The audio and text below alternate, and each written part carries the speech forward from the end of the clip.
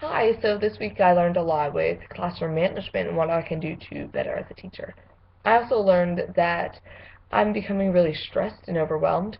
This week I took on my fourth class of teaching and there's only four classes, so I am teaching the entire day and I'm like, well, that's a little overwhelming, a little stressful because I feel like all my lesson plans aren't as detailed and well thought out as they could be. They're good and I'm teaching, but I feel like they're not as stellar as they should be for the students. So I would like to have more forward planning, and Mrs. Beer, my cooperating teacher, helped me figure out a way to do that so I can be a better instructor. Additionally, I feel like I got everything accomplished this week, which was good. I kept everybody engaged. One of the things that threw me off is, or I guess helped build me up, was classroom management through our weekly webinar through Penn State University. I listened to Dr. Levin and his advice about classroom management, and I realized that there's some things that I can do to improve my classroom, and it's not too late in the game to do that. Additionally, I noticed that some of my classes, they're small classes, but some of the kids have an attitude. They're kind of seem kind of snotty or just a little sharp to me, and I don't appreciate it, and I tell them I don't appreciate it. I call them out in class. So what I'm going to do next week is I'm going to present them on Monday with a seating chart, and they're going to be like, Miss Moser, and they're going to roll their eyes, and you know what? They'll survive. I promise that they will live through this seating change. I feel very elementary to give them assigned seats, but at the same time, if they're not respecting me in the classroom, then they can deal with it. So hopefully that will help fix that, and they'll recover from any hardships that it brings to them. But I just really want them to focus more on the content and learn. Additionally, um, Mrs. Beer said that that's my privilege as the teacher. I get to change their seats if I want to. So I'll take advantage of that. Uh, Speaking of things that I can do better, I asked students in my classes, I'm like, what can I do better for you as a teacher? How can I help you? What's something that's good that I'm doing? What's something that I can improve on? Because I constantly want to do that forward thinking, like, what can I do to make myself better for you? It's not just about me, it's about all of you too. And the students gave me fantastic feedback. That some people are like, you're a great teacher, don't change, and those are things that I need to put in a little happy jar and pull out when things are rough or something like that. Some students said you need to be more assertive, and they gave me great feedback. And I'm like, okay, you want me to be more in charge, more authoritative. I will be. Um, and that started yesterday because students like to line up at the door 2 minutes before the bell rings. And I'm like, excuse me, I'm not finished yet.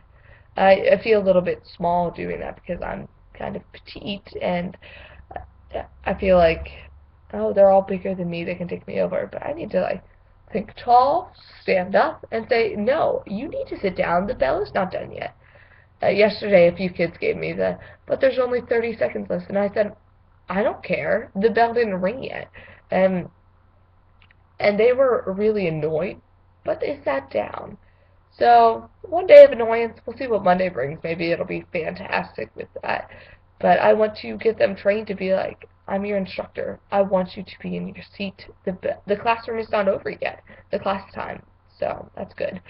I also did some cool experiments this week with lima beans, and we had an actual jar bust open because we filled it with lima beans and sand and then water. And so this mason jar cracked all over the side, and that was really neat. And we got to discuss about why it happened and sort of do that inquiry-based thinking. Um, Another thing that happened was yesterday there was a lockdown drill. Mrs. Beer wasn't there, so I was with the substitute all day. And this lockdown drill lasted for a while. I had my second block for over, or my first block for over 2 hours, which means my second block was only 15 minutes.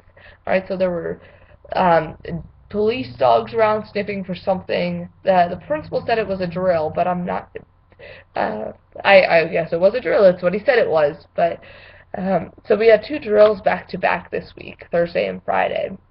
But yesterday, I managed to keep my first block engaged, even though I had them for well over the normal 84 minutes. And then my second block, I covered the basic information. I was frustrated because we didn't get to the actual activities, and I planned some cool activities for second block to help prepare for our guest speaker on Monday. Monday we are having a turkey farmer come in to help dissect turkeys and to teach us the digestion system. So that will be cool experiential learning.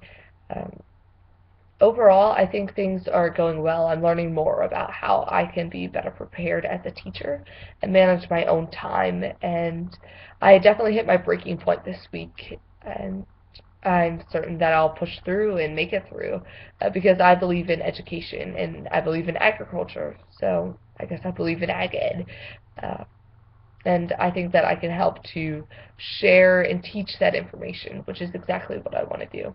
So, with the help of my cooperating teacher, who is wonderful, I'm sure she'll do great.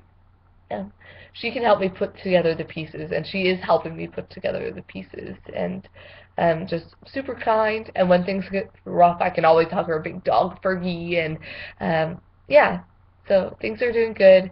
Fourth week of student teaching is done. I don't know how that's possible, but yeah, things are going well. So I hope you have a great day. Thanks for listening.